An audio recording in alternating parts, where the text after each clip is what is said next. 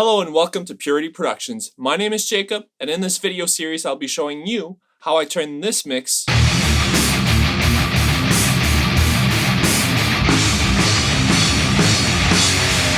into this.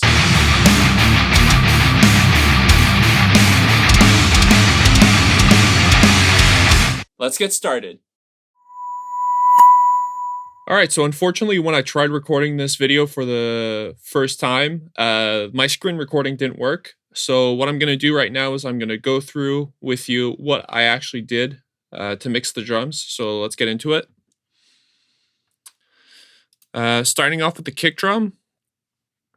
What I did is, first of all, I kind of equalized, I clip gained the kick sections. So basically I used the kick, the original kick, just as a trigger. So it's really chopped off hard, just so I could get a pure signal. That's what it sounds like.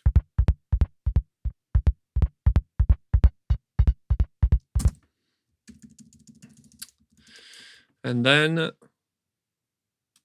get a more simple section. I just went into trigger and I selected a very basic metal kick preset.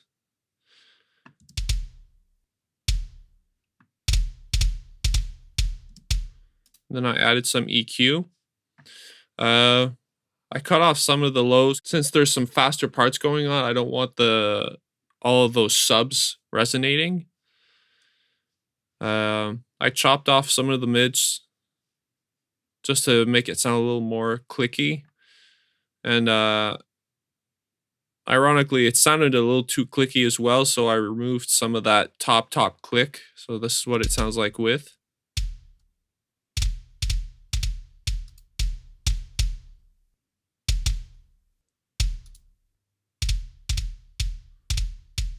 And then I clipped it.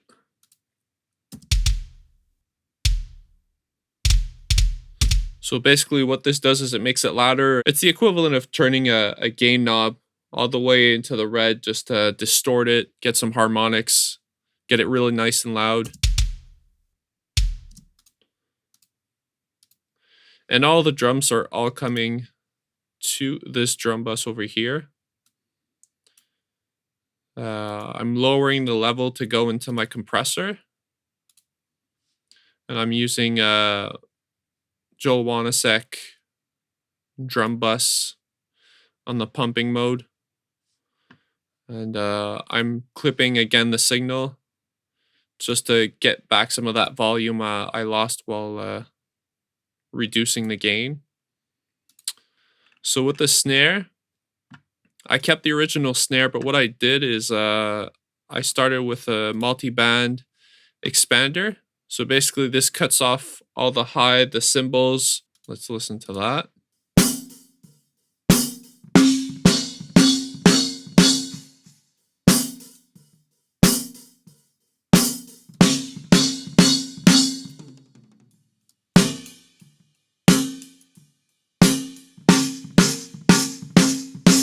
And this is without.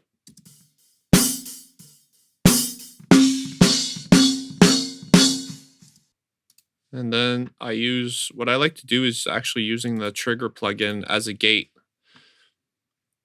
I feel like it's more accurate than most gates. So I've got it, basically the only thing it's doing is gating the snare. And this is what it sounds like without and with.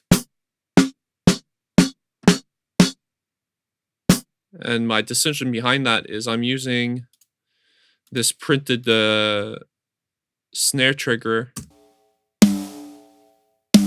as the snare sustain. So this is being bussed together. And I added some EQ here.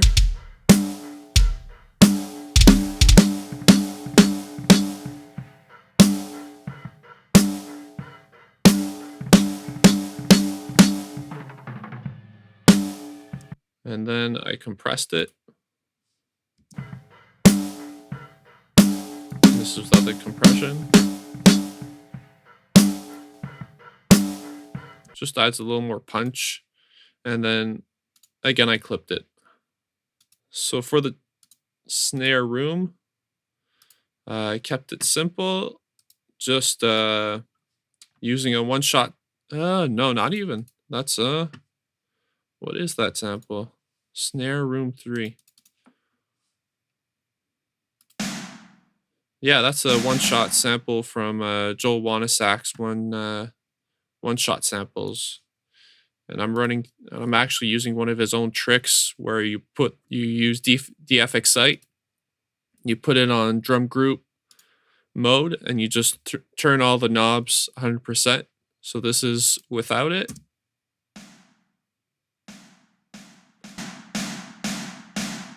So there's a big volume difference, of course, but there's also a lot of harmonics being added, makes it sound more full.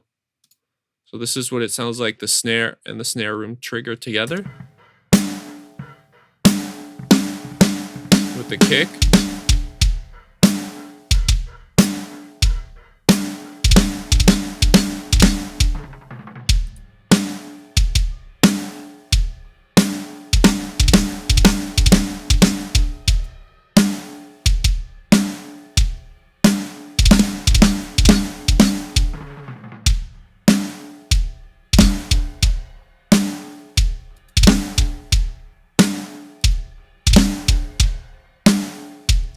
So for the toms, I kept it simple. I bust them all together.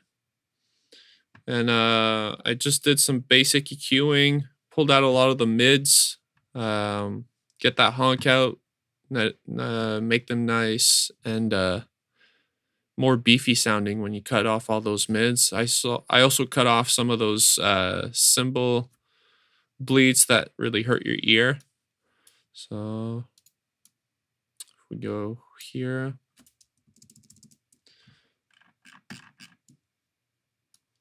get a small tom roll.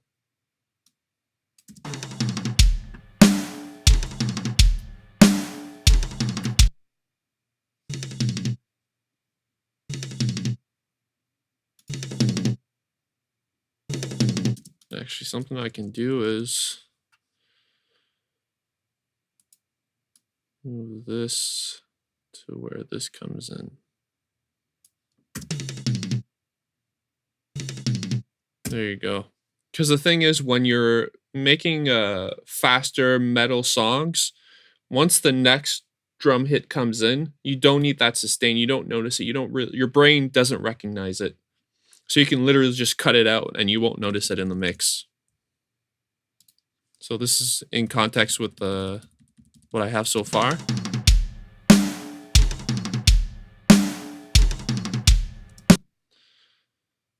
And then for the overheads, so far what I've only used is the overhead mics.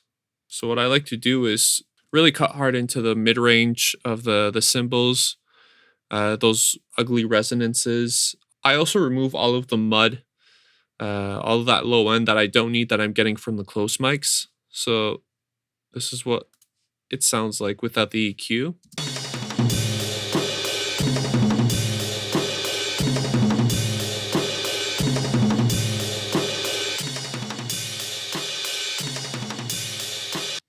Let's get a more cymbal heavy part.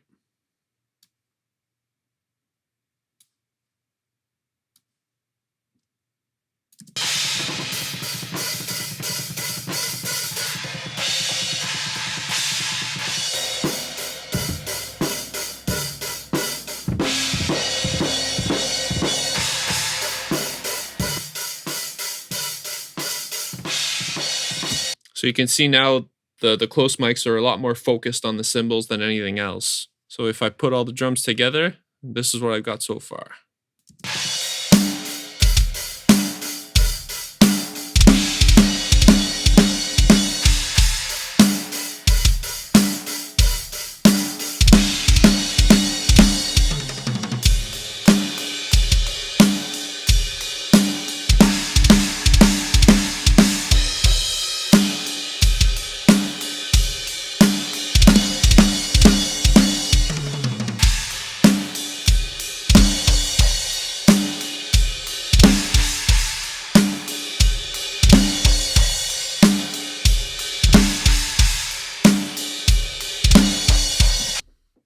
Alright, so that's not too bad. I added just a little bit more low end in the low mids into the snare just to get a little more punch.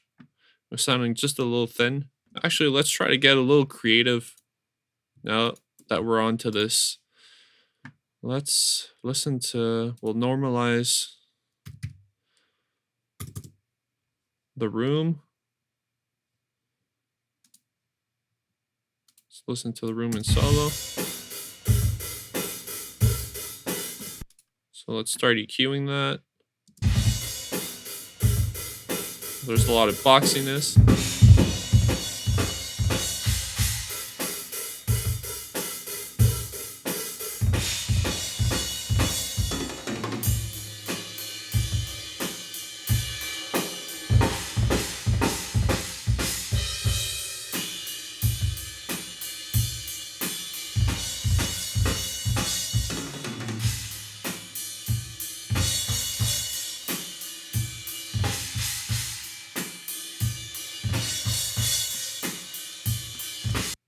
So what I like to do is I'll run this through a reverb.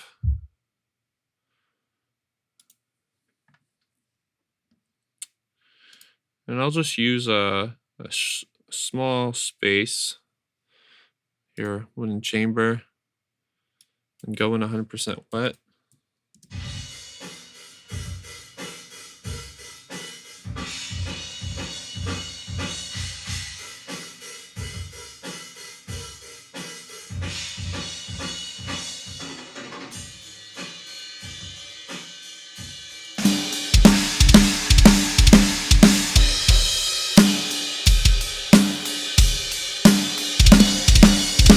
There you go, it glues it a little bit more together. So if we remove all the plugins, this is what we started with.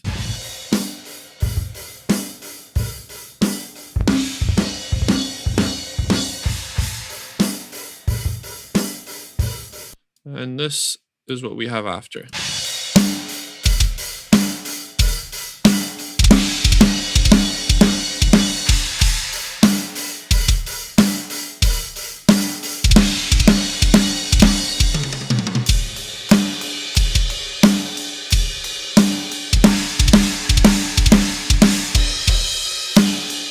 Alright, so that's it for the drum mixing part. Head on to the next video if you want to watch me mix the bass and the guitars.